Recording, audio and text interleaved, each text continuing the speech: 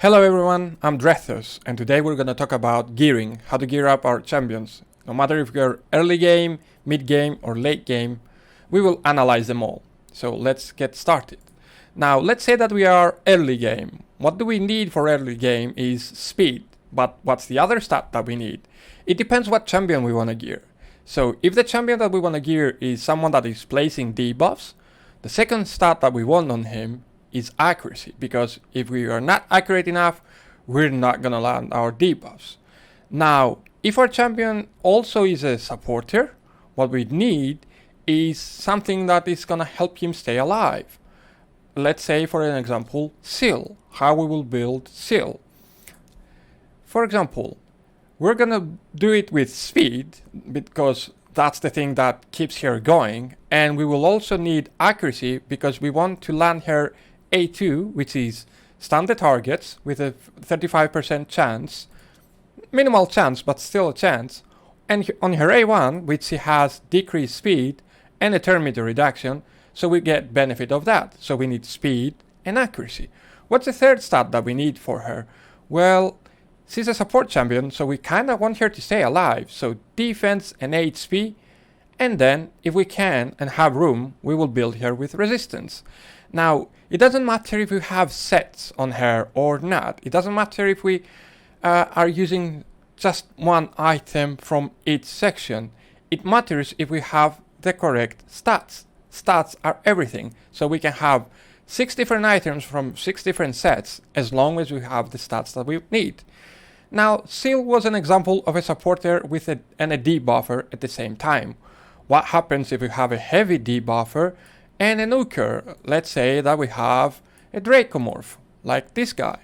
Now what we need for him is speed, obviously. We need accuracy so he lands his poisons. And the other thing that we need on him is, because he actually hits hard, is we need to prior crit rate and crit damage. That's what we look on our gear. So what we look as an early game is speed and accuracy for our debuffers. And if it's a damage dealing, we do crit rate and crit damage. If we are not crit capped, then the crit damage is pointless. I can have 300 crit damage and 50% crit rate. That doesn't mean I'm gonna hit hard continuously. I need 100% crit rate. Depends on the champion, obviously. There are champions that have only 70% needing, because like Genbo, he buffs himself. And then the rest on the crit damage. Now, next stat is depending on the champion's main info or main spec, pretty much. Is he attack? Is he defense? Is he HP? Draco is attack based, so attack will need it for him to start scaling up.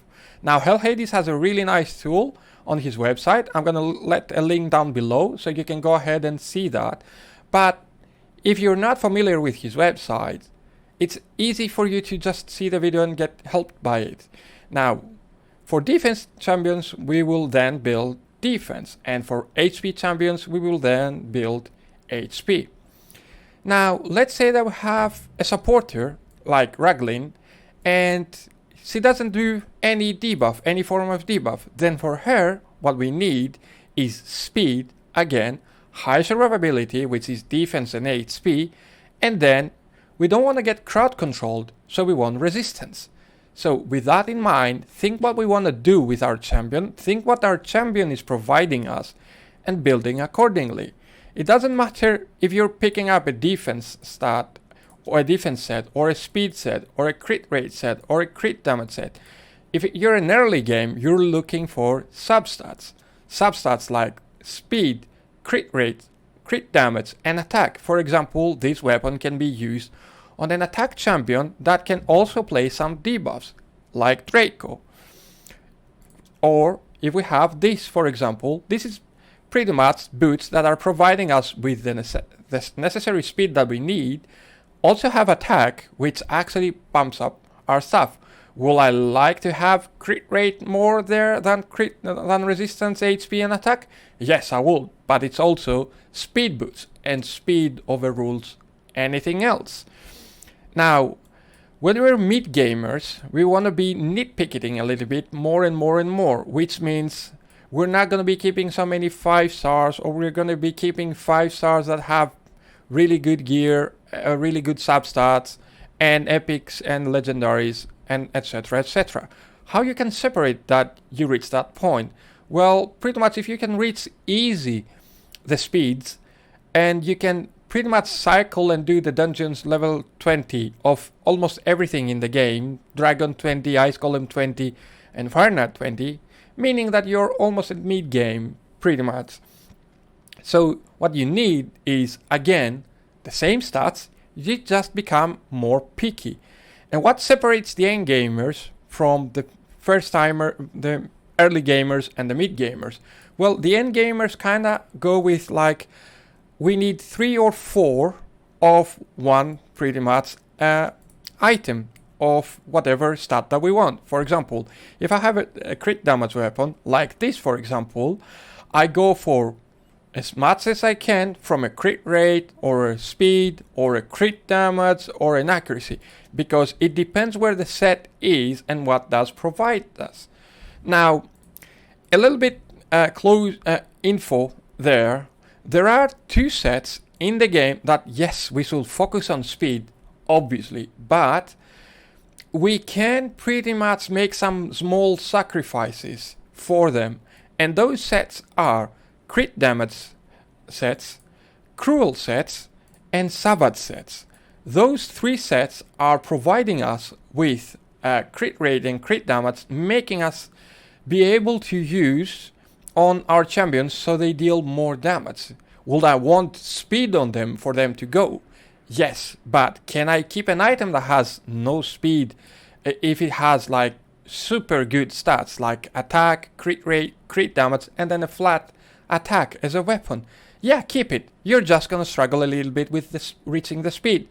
But again, it's your own choice. Not keeping gear like that can actually make more slow progress on your account than what you think of. So bear in mind that for savage, cruel, and crit damage, be a little bit more mindful about how you treat them if they don't have speed. Now, all the rest, think of what you want to keep and what you want to do with them, and go accordingly. Again, speed and accuracy on most sets, on most items for early gamers. Mid gamers, we seek about speed, crit rate, crit damage, and accuracy, obviously. And it depends on the champion that we want to use them, if it is a healer or a debuffer or both. Yeah, and resistance is really good for healers that don't do any debuffs, so they stay alive and they get away from difficult situations that they get crowd controlled. Now, let's jump into a little bit the chaotic way of accessories. How accessories are being filtered out and what to keep and what not to keep. Okay, let's start with the easy ones. The easy ones are the rings. Now, whatever I have as a main stat, I need to have it as a substat. For example, HP rings need to have HP percentage substat beneath it. If they don't, they're pointless for me, because I want to boost the main stat that they have. Defense rings, defense percentage. Attack rings, attack percentage. But I got an HP ring and it has a defense percentage and a defense substat. Well, toss it, because the ring that you want HP, you kind of want to have an HP percentage beneath it to boost the reason that you're wearing it. Now, let's go over to the necklaces. For necklaces, it's pretty much also easy. Now, HP and defense, we seek out accuracy and resistance if they are blue, or one of the 2 alterations. For example, I have an HP necklace. What do I seek beneath it?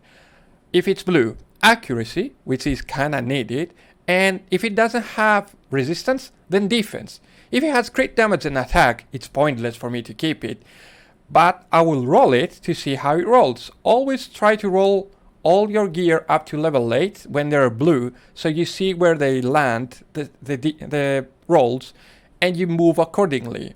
Now, if you get 2 rolls on accuracy, obviously keep it because it boosts your accuracy. Now, what you will prefer will be to have something like this, which has HP with defense substat, accuracy, and resistance. This is a blue item, for example. It has HP, accuracy, and defense. Can I use both of those stats on a support champion? Yes, I can, because both of them are beneficial for him. But what about that one? Well, it has accuracy and crit damage. Now, if that item, for example, for me, rolls 3 times on crit damage, it becomes worthless because I don't need it, because it boosts damage on a champion that needs to land debuffs or stay alive. So HP, accuracy or resistance, or both if it's blue, accuracy, defense, or resistance defense is kinda needed.